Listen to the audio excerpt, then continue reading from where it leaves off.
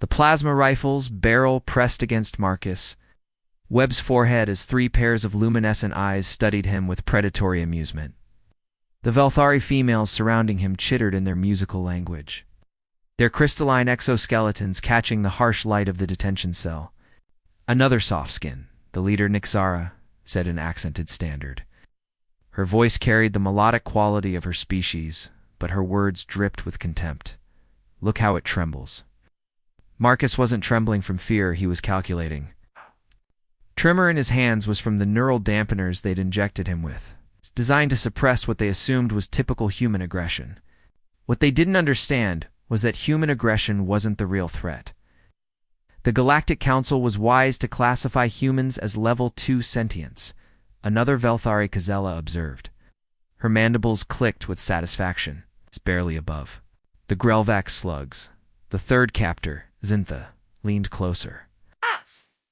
"This one's even smaller than the others we've processed. Earthspawn are so ... fragile."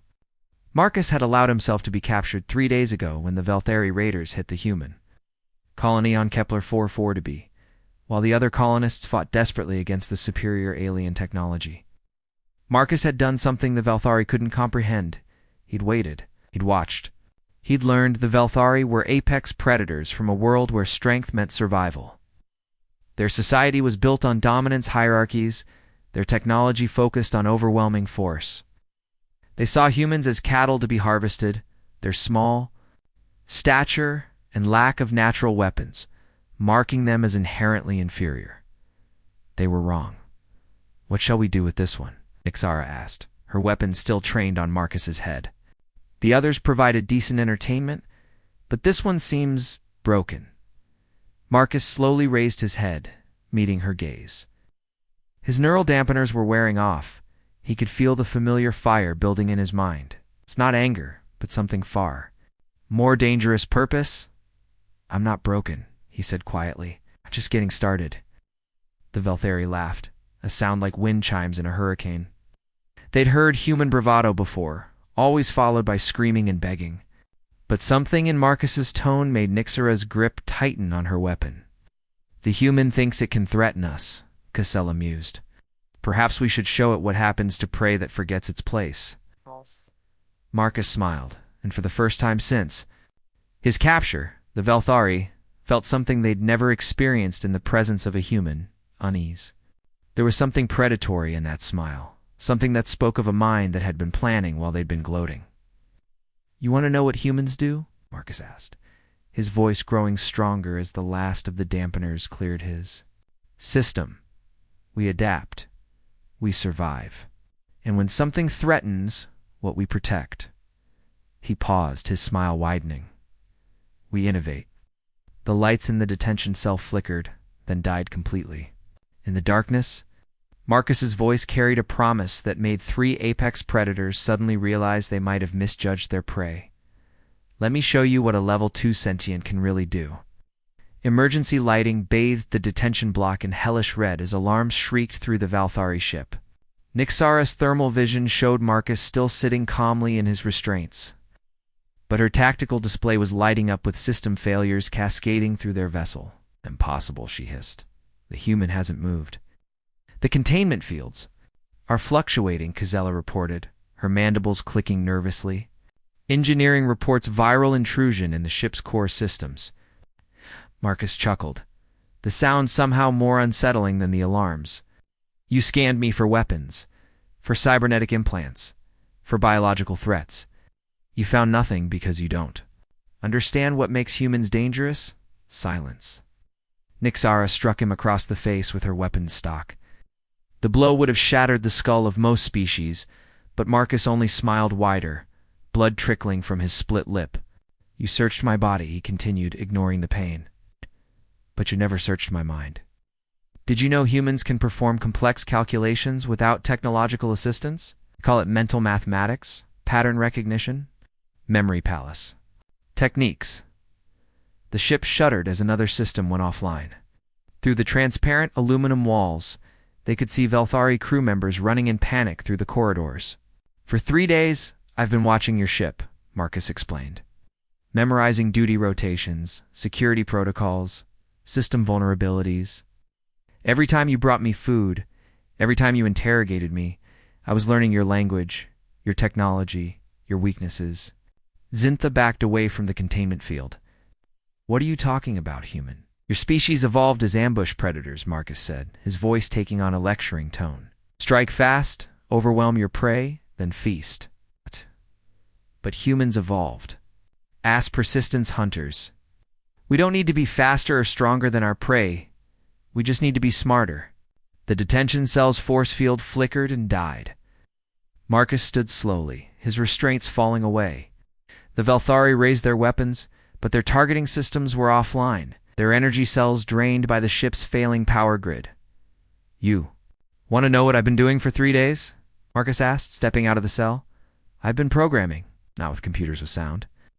Every word I spoke, every grunt, every seeming cry of pain was actually data transmission using harmonic frequencies your species can't consciously detect. Nixara's weapon fired, but the plasma bolt was weak, unfocused. Marcus easily sidestepped it.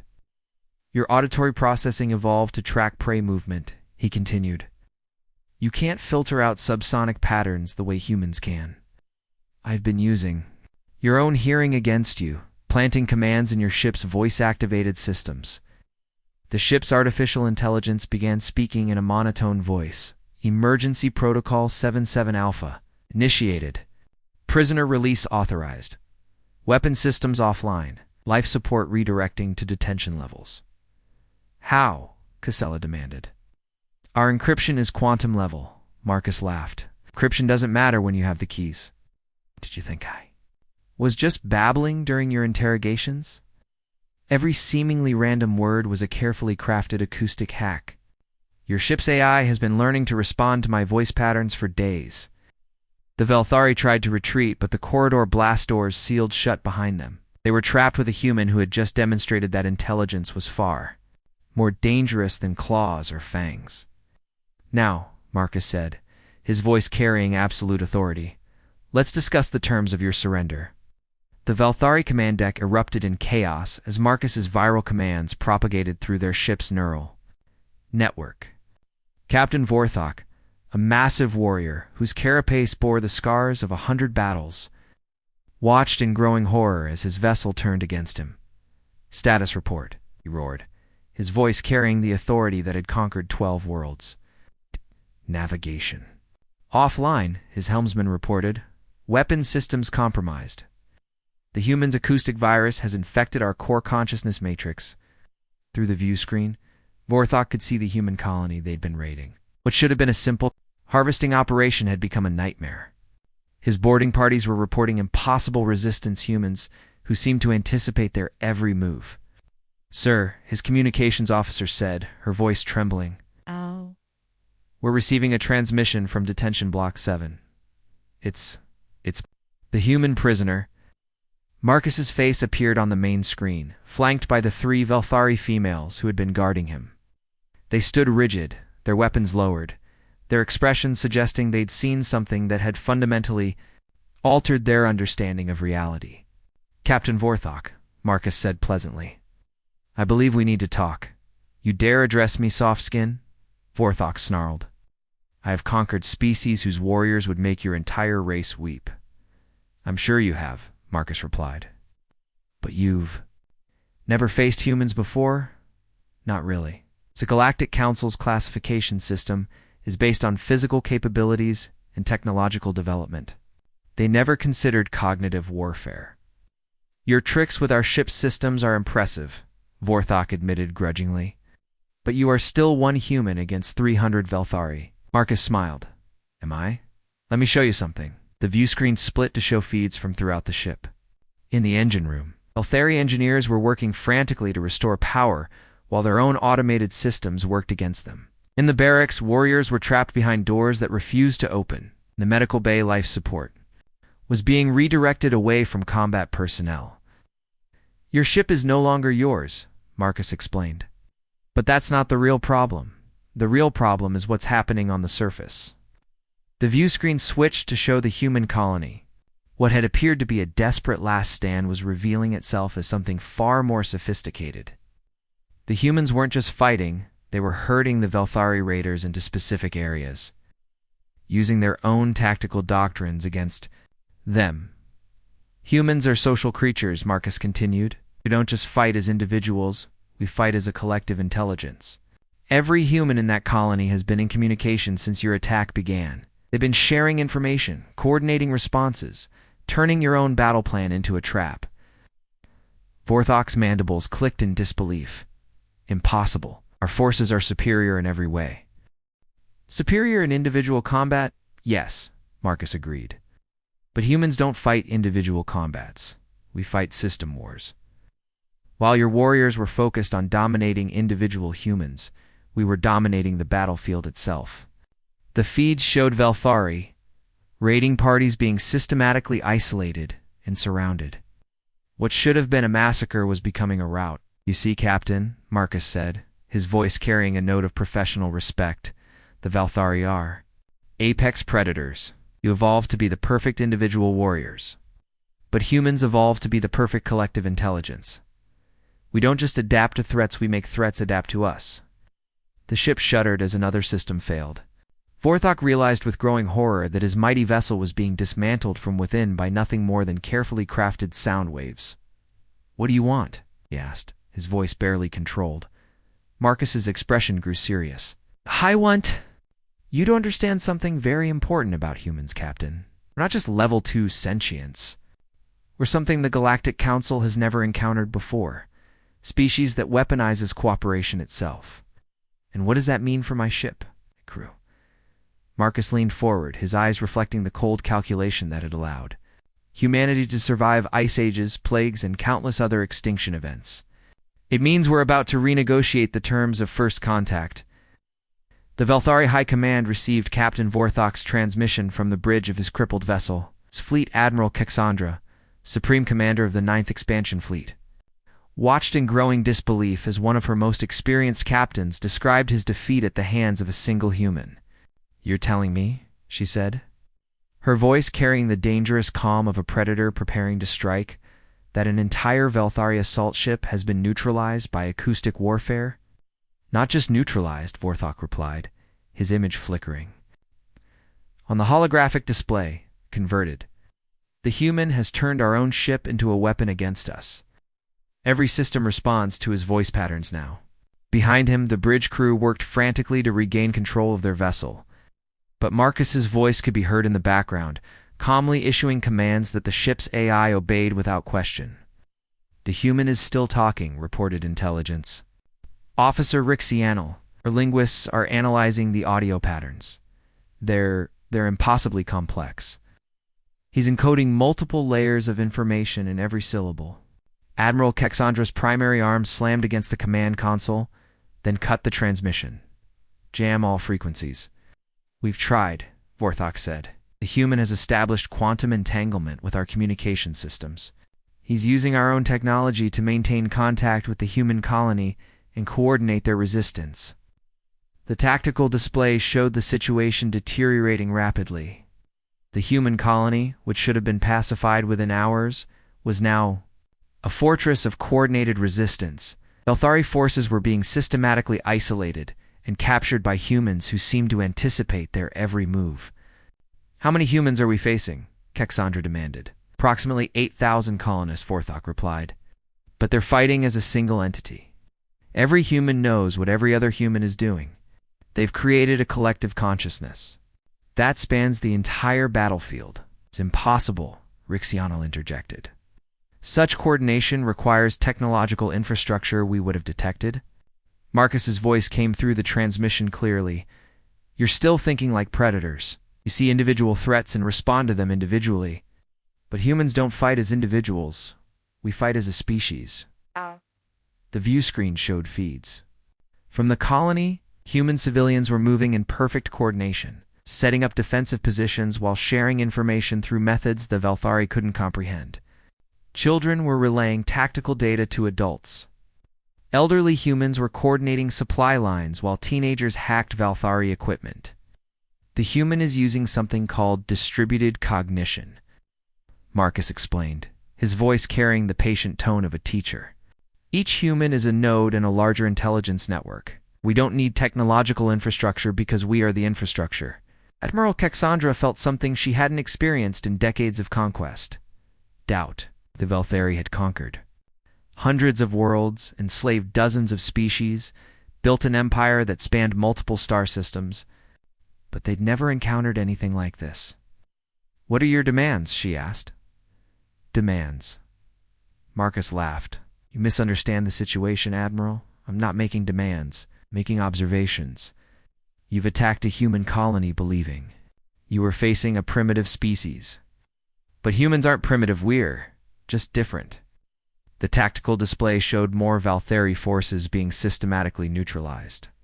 The humans weren't just winning, they were learning. Every Velthari tactic was being analyzed, countered, and turned against them. The Galactic Council classified humans as Level 2 sentience, based on our technology and individual capabilities. Marcus continued, "But they never considered our collective capabilities. A single human is fragile, limited, mortal, but humans working together? We're something else entirely." "What are you?" Cassandra asked, her voice barely a whisper. Marcus's smile was visible. "Even through the flickering transmission? We're what happens when evolution selects for cooperation instead of competition? We're what happens when intelligence becomes collective property. We're what happens when a species learns to think as one." The Admiral's sensor readings showed something that made her blood run cold. The human colony's defensive network was expanding, reaching out to other human settlements across the star system. The collective intelligence was growing. Admiral Marcus said, his voice carrying absolute certainty, "You're not fighting a human colony, you're fighting humanity itself." The Galactic Council chamber fell silent as the emergency session convened. Representatives from across the galaxy had gathered to hear the impossible reports.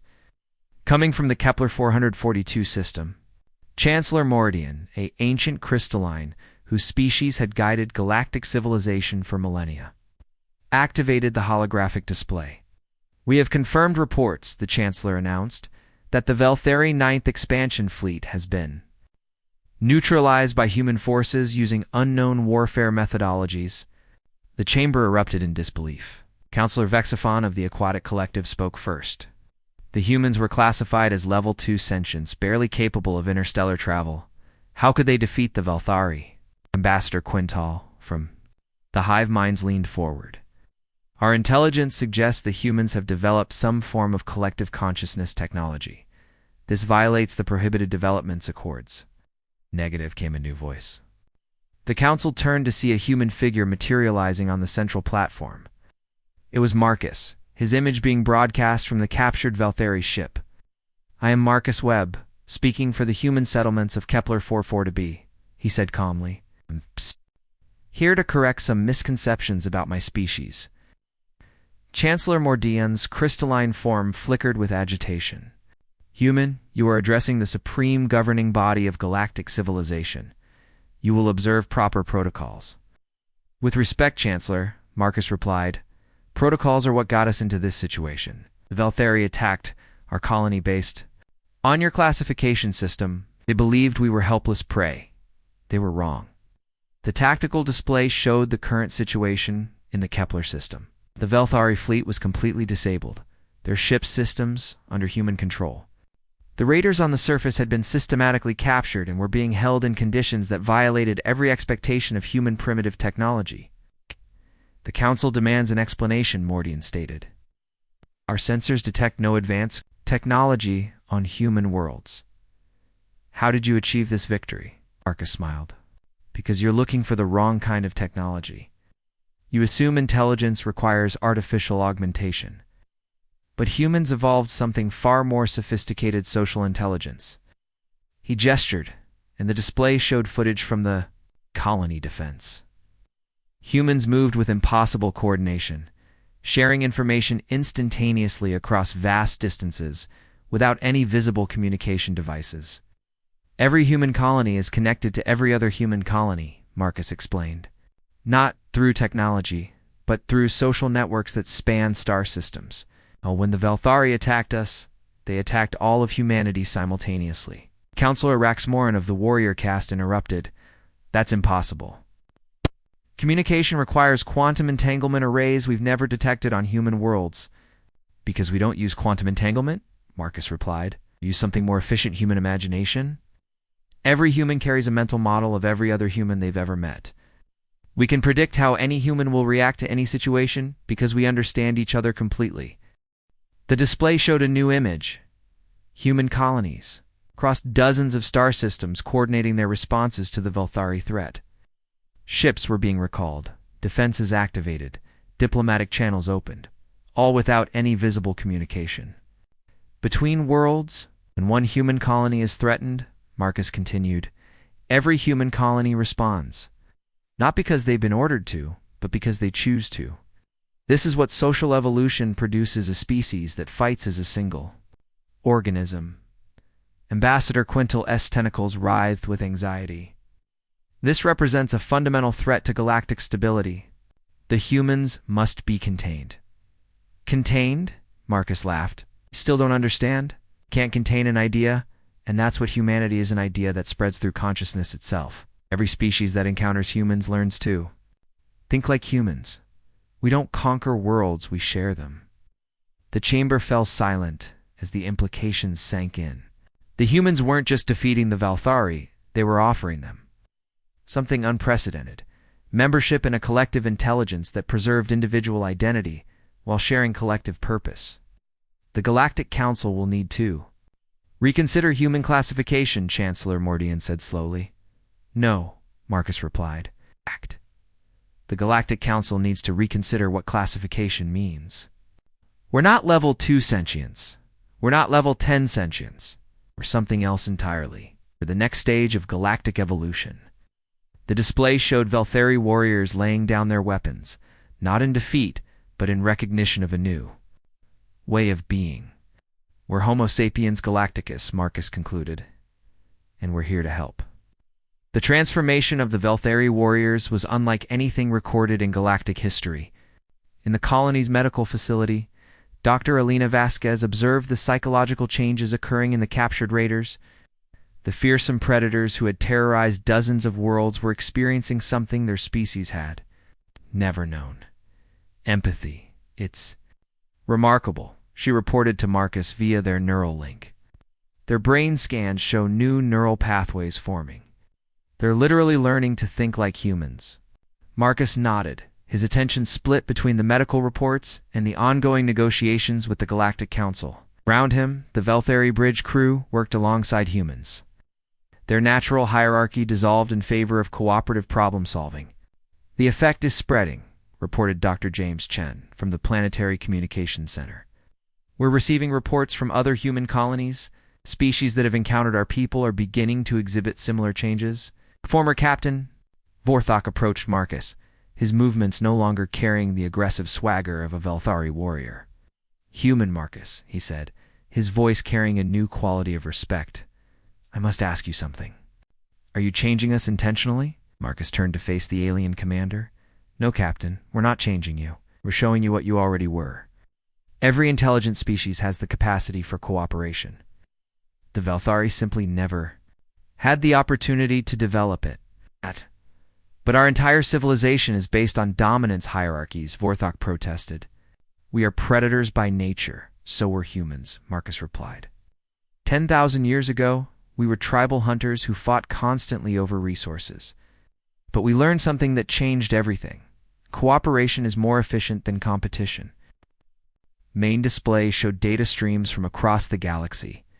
Human colonies were sharing information, resources, and technological innovations freely. Other species were beginning to adopt similar practices, creating a network of cooperation that spans star systems. The Galactic Council calls this contamination, Marcus continued. They see it as a threat to their control. But it's not contamination, it's evolution. Intelligence naturally tends toward cooperation once it reaches a certain threshold. Doctor. Vasquez joined the conversation. The neural changes we're seeing aren't forced. They're voluntary. The Velthari are choosing to develop empathy because it makes them more effective, not because we're compelling them. It's more effective how? asked Nixera, the former interrogator. Her voice carried none of its earlier cruelty. Problem-solving, Marcus explained. When individuals compete, they waste energy on conflict. When they cooperate, they can focus all their energy on challenges. The Velthari have incredible individual capabilities. Imagine what you could accomplish if you worked together instead of against each other. Proof was already visible on the ship's sensors. The Velthari crew was working with unprecedented efficiency, their natural tactical abilities enhanced by human-style cooperation. Tasks that would have taken hours were completed in minutes. The Council will not allow this to continue, Vorthok warned. They will send fleets to contain the human influence. Let them come, Marcus replied calmly. What? But they'll find something interesting. What? The species that have learned to cooperate with humans are already stronger than those that haven't.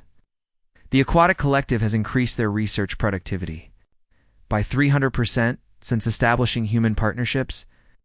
The hive minds have developed new problem-solving methodologies. Even the crystalline beings are showing unprecedented innovation.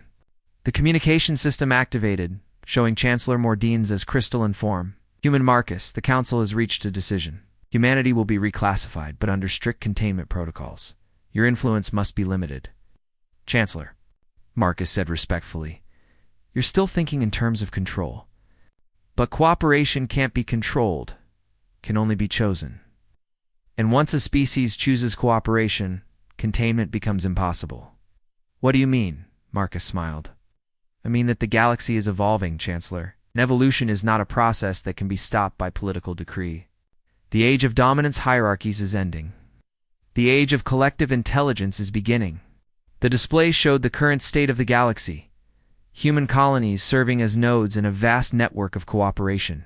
Other species beginning to adopt similar models, and the old power structures starting to dissolve. Welcome to the future, Marcus concluded. It's more collaborative than you expected.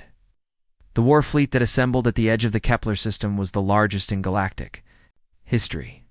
Admiral Kexandra commanded vessels from 17 different species, all united in their determination to contain the human threat. The combined firepower could sterilize entire star systems. Final approach vector locked, reported her tactical officer. All fleets report ready for coordinated assault. Through the command ship's viewports, the human colony appeared deceptively peaceful. No defensive installations, no military vessels, no signs of preparation for the coming battle. The humans seemed to be inviting their own destruction. Something's wrong, muttered Commander Zephyros of the Synthetic Collective. Our intelligence indicates the humans have converted several Velthari ships. Where are they? Probably attempting to evacuate, Kexandra replied. Humans may be clever, but they cannot stand against this level of force. The communication system activated, and Marcus's face appeared on every screen in the fleet. Behind him, the bridge of the former Velthari ship bustled with activity as humans and Velthari worked together seamlessly. Admiral Kexandra Marcus said politely, I see you've brought friends. Human, the Admiral replied, her voice carrying the weight of absolute authority. You will surrender immediately. Your species will be relocated to a quarantine system, where your dangerous influence can be contained. Dangerous influence? Marcus laughed. Admiral, let me show you something. The tactical displays throughout the fleet lit up with impossible readings. The human colony wasn't defenseless. It was defended by vessels from dozens of species, all working in perfect coordination. Ships that had been enemies for millennia were now operating as a single fleet. How is this possible? Demanded Chancellor Mordian, his crystalline form flickering with agitation. Simple, Marcus replied. We asked for help. And when you ask for help, instead of demanding submission, people tend to respond positively. The display showed the defending fleet in detail. Aquatic collective vessels sharing power with crystalline ships. Hive mind drones coordinating with synthetic platforms. Even species that had never directly encountered humans were represented.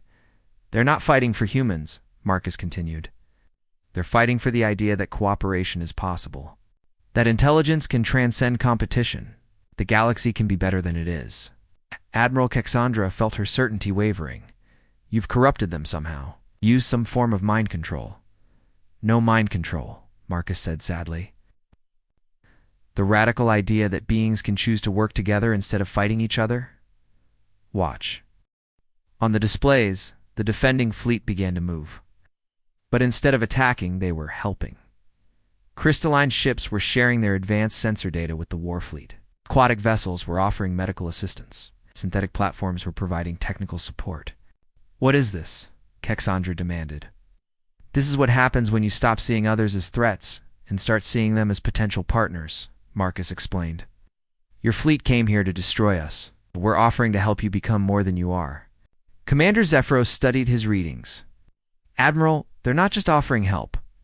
They're offering integration. Their fleet formation is designed to incorporate our vessels seamlessly. It's a trap, Cassandra insisted, but her voice lacked conviction. No trap, Marcus replied. Just an invitation. You can fire your weapons and prove that violence is the only solution. We can try something new. The war fleet hung in space. 17 different species poised to commit genocide against a colony that was offering them friendship. The tension was unbearable. Then, slowly, one ship broke formation. A Volthari vessel from Cassandra's own fleet moved toward the human colony, its weapons powered down. Traitor, Cassandra snarled. Came the reply from the ship's captain. Convert. The humans are right, Admiral. We've been fighting each other for millennia. What have we accomplished? Endless war. Endless suffering. Maybe it's time to try something different. One by one, other ships began to break formation. Not all of the many species were too committed to their old ways, but enough to create doubt, enough to show that change was possible. Admiral Marcus said gently, the offer stands. Join us and help us build something better, or maintain your current course and perpetuate the cycles of violence that have defined galactic history. Cassandra looked at her fragmenting fleet, at the species that were choosing cooperation over conquest, at the impossible sight of former enemies working together. What exactly are you offering? She asked. Marcus smiled. It's a chance to be part of something greater than yourself. The chance to help create a galaxy where intelligence serves life instead of destroying it. The chance to evolve. The choice hung in the balance of the galaxy itself, the Council of Worlds. Convened an emergency session as reports flooded in from across the galaxy. Species that had maintained hostile relations for millennia were establishing cooperative agreements. Trade routes that had been battlegrounds were becoming corridors of cultural exchange. The old order was dissolving. This cannot continue, declared Hegemon Vrexmoth of the Dominion caste. The humans are destabilizing the entire galactic power structure. Chancellor Mordian's crystalline form pulsed with agitation. Preliminary reports suggest that systems adopting human cooperation models are experiencing unprecedented prosperity. Economic output is up 400% in integrated systems. At what cost? Demanded Ambassador Quintel. Our species have evolved specific social structures over millions of years. The humans are erasing evolutionary heritage. The main display showed the current state of the galaxy. Blue nodes indicated systems that had adopted human cooperation models. Red nodes showed systems maintaining traditional hierarchies. The blue is spreading rapidly, creating a network of interconnected worlds. The infection is accelerating, reported Intelligence Director Kixenol. Our agents report that exposure to human cooperation models triggers irreversible psychological changes in most species. Because it works, came a new voice. The council turned to see Admiral Cassandra materializing on the central platform. Her image was being broadcast from the human colony, where she now served as liaison between the old galactic order and the new cooperative networks. Admiral Chancellor Mordian said coldly, "You were ordered to contain the human threat. Instead, you've joined it." "I've joined something better," Cassandra replied. "The humans showed me what my species could accomplish when we work together instead of against each other. Our combined fleets are exploring new star systems, sharing discoveries, solving problems that have plagued us for generations." The tactical display showed the former war fleet, now integrated into the human cooperative network. Vessels from different species worked together seamlessly, their individual capabilities enhanced by collective coordination. "You've abandoned your duty, Hegemon Rexmoth accused. No, Cassandra replied. I've discovered what duty really means. Not blind obedience to hierarchical structures, but responsibility to the welfare of all intelligent life. The humans are changing you, Ambassador, Quintal insisted. This is not natural evolution, isn't it? Marcus's voice joined the conversation as his image appeared alongside Cassandra. Evolution has always been about adaptation to changing circumstances. The galaxy is changing, and species that adapt survive, while those that don't become extinct. The Galactic Council has maintained order for over 50,000 years, Chancellor Mordine protested. Order built on fear, competition, and resource scarcity, Marcus replied. But what if those limitations are artificial? What if cooperation can create abundance instead of scarcity? The display showed economic data from the cooperative systems. Resource shortages were disappearing. Technological innovation was accelerating. Even previously hostile species were discovering common ground. The Council will not allow this transformation to continue, Hegemon Rexmoth declared. It will implement total quarantine protocols. You're welcome to try, Marcus said calmly. But you'll find that ideas are harder to quarantine than people. Every species that learns to cooperate teaches others. The network effect is exponential. What do you want from us? Chancellor Mordine asked. Nothing, Marcus replied. We're not trying to conquer you or replace you. We're offering you the chance to evolve with us, to become part of something greater than the sum of its parts. The chamber fell silent as the implications sank in. The humans weren't threatening the old order, they were offering to transcend it entirely. The choice is yours, Marcus continued. You can spend your resources trying to maintain systems that create conflict and scarcity, or you can join us in building systems that create cooperation and abundance. Admiral Cassandra added, I've seen what both options produce. The old way leads to endless war and suffering. The new way leads to unprecedented prosperity and discovery. And if we refuse? Hegemon Rexmoth asked. Then you'll be left behind, Marcus said simply. Not by conquest, but by irrelevance. The galaxy is evolving, and evolution doesn't wait for permission. The display showed the blue nodes spreading further, connecting systems across vast distances. The network of cooperation was becoming self-sustaining, growing beyond the ability of any single species to control. The age of dominance hierarchies is ending, Marcus concluded. The age of collective intelligence has begun. The only question is whether you'll be part of the future or a relic of the past. The Council faced a choice that would determine the fate of galactic civilization itself. The transformation reached its tipping point when the crystalline beings, oldest and most conservative species in the galaxy, announced their decision to join the human cooperative network. Oh, yes. Their declaration sent shockwaves through the remaining hierarchical systems. The mathematical models are unambiguous, announced Prime Crystal Luxendra during her species' first public broadcast in 1,000 years. Cooperative intelligence networks demonstrate exponential efficiency gains compared to competitive hierarchies. Marcus watched the announcement from the bridge of the former Velthari ship, now serving as a coordination hub for the growing network. Around him, representatives from over 200 species worked together on projects that would have been impossible under the old system.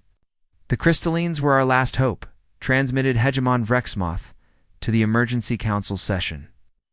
If they've been compromised, then the contagion is truly unstoppable.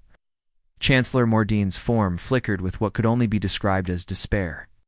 The humans have achieved something we believed impossible. They've created a post-scarcity civilization that spans multiple star systems. The data was undeniable. Systems within the human cooperative network had eliminated poverty, ended resource conflicts, and achieved technological advancement rates that defied conventional understanding. Diseases that had plagued species for millennia were being cured through collaborative research.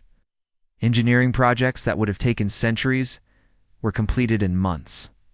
It's not contagion, Marcus interjected, his voice carrying across the council chamber. It's evolution. Ass! An evolution is not a disease to be cured, it's life adapting to become more successful. Your definition of success is destroying everything we've built, Hegemon Rexmoth accused. No, replied Dr. Vasquez, joining the transmission from the human colony. We're transforming everything you've built into something better. The structures, remain the hierarchies, the governments, the institutions, but their purpose changes from control to coordination. The display showed the transformation in action. Former enemies were collaborating on massive construction projects. The Velthari, once feared across the galaxy, were now leading joint exploration missions. The Aquatic Collective had shared their advanced biotechnology freely, leading to medical breakthroughs that benefited all species. "But what about species identity?" asked Ambassador Quintal. "The humans are erasing what makes each species unique." "Are we?" Marcus asked. "Look at the network. Velthari tactical genius, crystalline analytical precision, aquatic biological mastery. Synthetic computational power. Every species contribution makes the whole stronger. We're not erasing differences, we're celebrating them." Former Captain Vorthok, now serving as a cultural liaison, stepped forward. "The humans taught us that strength comes not from dominating others, but from enabling others to excel. My species' warrior culture still exists, but now we fight against ignorance and suffering instead of other species." The transformation was visible in every aspect of galactic civilization. Art was flourishing as species shared their creative traditions. Science was advancing as researchers collaborated across species barriers. Even philosophy was evolving as different forms of consciousness explored reality together. "The old system is dying," Marcus observed. "It's not because we're killing it, but because something better is being born. You can resist this change and become increasingly irrelevant, or you can participate in it and help shape the future." "And if we choose to resist?" Chancellor Mordian asked. "Then you'll discover that resistance is futile," Marcus replied. "Not because we'll force you to change, but because isolation becomes unbearable when you see what cooperation can achieve." The display showed the final holdout systems, isolated pockets of the old order, surrounded by the expanding network of cooperative civilization.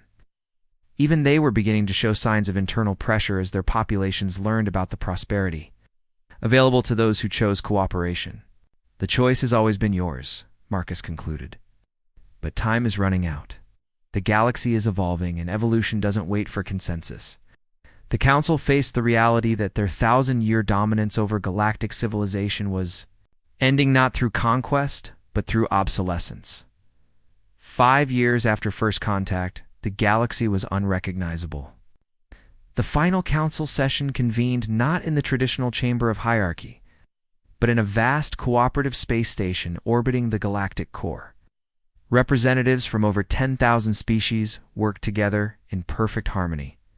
Marcus stood before the assembled beings, no longer a prisoner or a curiosity, but a respected elder in the new galactic civilization. His hair had grown gray, but his eyes still held the sharp intelligence that had transformed the galaxy. "We gather today, not to dissolve the old order," he announced, "but to celebrate what it has become." The Great Hall contained beings that had once been mortal enemies. Velthari warriors shared research data with crystalline scientists. Aquatic Collective members collaborated with synthetic platforms. Hive minds worked alongside individualistic species in perfect coordination. Chancellor Mordian, his crystalline form now pulsing with warm light instead of cold authority, stepped forward. "The Galactic Council formally recognizes the new paradigm. Humanity has given us something we never knew we needed: the ability to transcend our limitations." "Not just humanity," Marcus corrected. "Every species here has contributed to this transformation. Humans simply catalyzed a process that was already latent in galactic civilization." Admiral Kexandra, now serving as coordinator of interspecies relations, presented the final statistics. Resource conflicts have dropped to 0. Technological advancement has increased by 2,000%. Life expectancy across all species has doubled. And for the first time in galactic history, we have achieved sustainable expansion. The display showed the current state of the galaxy, a vast network of cooperative worlds, each contributing its unique strengths to the collective whole. The old boundaries between species had dissolved, replaced by fluid collaborations that formed and reformed as needed. "The humans were classified as level 2 sentience," observed Dr. Vasquez. "But they've helped us all become something beyond classification. We're no longer competing for resources or territory. We're collaborating to explore possibilities." Hegemon Vrexmoth, the the former advocate for hierarchical control, now served as director of transition services, helping newly contacted species adapt to cooperative models. I spent my life believing that order required dominance. The humans showed me that order emerges naturally from cooperation. But what about the future? Asked a young Velthari named Kizara, daughter of the former interrogator. Where do we go from here? Marcus smiled, the same expression that had once unnerved his captors. We go everywhere. The galaxy is just the beginning. There are other Galaxies, other forms of consciousness, other challenges that require collective intelligence to solve. The display showed deep space telescopes detecting signs of intelligence in neighboring galaxies. The cooperative network was already planning missions that would have been impossible under the old system expeditions requiring the combined resources and expertise of thousands of species. The Andromeda Galaxy shows signs of Type 2 civilization, reported the Synthetic Collective's representative. They may be ready for contact. Then we'll share what we've learned, Marcus replied. That intelligence naturally tends toward cooperation. That diversity makes us stronger. That the universe is vast enough for everyone to prosper. As the session concluded, beings from across the galaxy worked together to plan humanity's next chapter. The species that had once been dismissed as primitive had become the catalyst for galactic evolution. Dr. Vasquez approached Marcus as the hall emptied. Do you ever wonder what would have happened if the Velthari hadn't attacked the colony?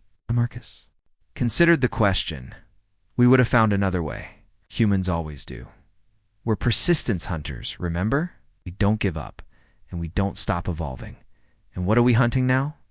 Marcus looked out at the stars, where ships from 1,000 species prepared for journeys that would reshape the universe itself.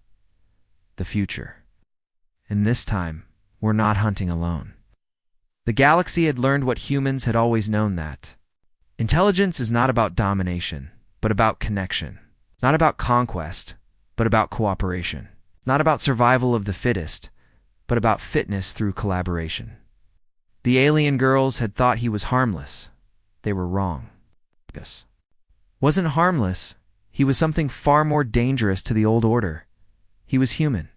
And humans, when they choose to work together, can transform the universe itself. The age of humanity had begun, not through conquest, but through the revolutionary act of treating others as equals. The galaxy would never be the same, and that was exactly what it needed. In the end, the greatest human weapon wasn't technology, or tactics, or even intelligence. It was the simple, radical idea that everyone deserves to be part of something greater than themselves. The universe was vast, full of wonders and challenges that no single species could face alone. But together there was nothing they couldn't accomplish. The future was cooperative, and it was beautiful.